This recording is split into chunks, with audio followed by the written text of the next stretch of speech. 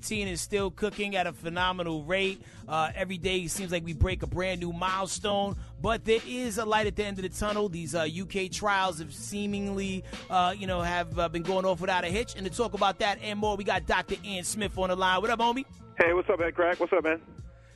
Yo, everything is everything, man. So let's get to it. So, he started rolling out the vaccines in the UK, and it seems like so far so good, right? Yeah, so the UK has a faster, more streamlined authorization process than we do, right? Approval process. So they started yesterday.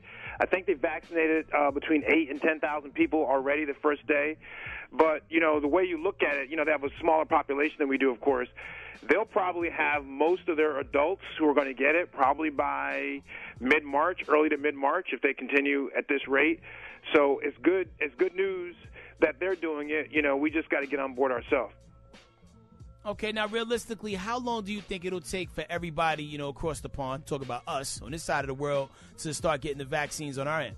So if you look at it, they're saying that they expect to have 40 million doses by the end of the year. Now, remember, it's 2 shots per person, so 20 million people, hopefully by the end of this month.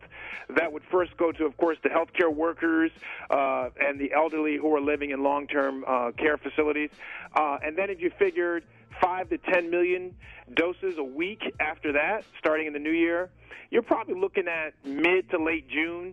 We can probably get about 70% of the country vaccinated. That's adults vaccinated. Hey, Dr. Ian Smith, I want to ask you, too, what are your thoughts on encouraging people to get it done? Like, how do you feel in terms of, especially in our community, encouraging and incentivizing our people to make sure that we do actually take the vaccine, because there's still a lot of mistrust out here. Yeah, no, and the mistrust is real and understandable, but this is how I like to frame it. Think about this. The vaccine itself is not going to kill you. There's no doubt about it. The vaccine is not going to kill you. But you do have a really good chance of having severe consequences and maybe even death if you get COVID. So you're looking at that option. And, take the vaccine. There are 10 to 15% of people have some mild side effects, muscle aches, fatigue, some redness, a fever, a headache, but that goes away in a day and a half. So, everyone has to do their own calculus, right? Do you want to, are you willing to take the day and a half of inconvenience? And by the way, only 15% of people will experience. Or do you want to risk not getting the vaccine, getting COVID, and dealing with those kind of consequences? For me, it's the vaccine. Now, what happens if somebody actually has COVID? Can they then take the vaccine, or is it too late? So you should never take a vaccine when you're currently sick. So before you get the vaccine, you need to make sure that you are not sick. And even if you've had COVID in the past, by the way, you still should get the vaccine, because we don't know if the antibodies you developed from getting the infection are going to be strong enough, are going to last long enough to give you the protection you need down the road. So they're encouraging everyone people who've had it and not have it to get the vaccination. Once again, it's 2 shots separated by 3 to 4 weeks.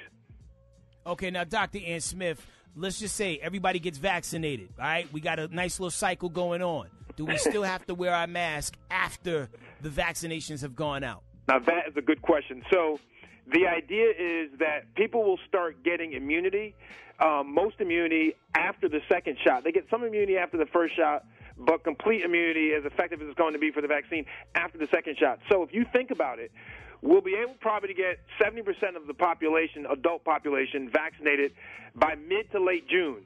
So until then, that means that the virus is still going to be active. There's still going to be cases. People still need to wear their mask, because you have to realize a lot of people are asymptomatic carriers of it. So even if you don't feel sick, you can be carrying it, and you can infect someone who actually is going to be very vulnerable to it. So, yes, mask wearing, social distancing, at least probably the way we have it now, at least probably up into April. But remember, Head Crack, all this is going to be determined by how fast we get the vaccine out and how many people actually take it. All right, now this Christmas already seems like it is in the trash. But what about Christmas 2021? Do you think we'll have some level of normalcy back by then? In the trash? Okay. I know. Hashtag don't kill grandma. Yeah, I never think of Christmas ever being in the trash, but okay, I get you. No, listen.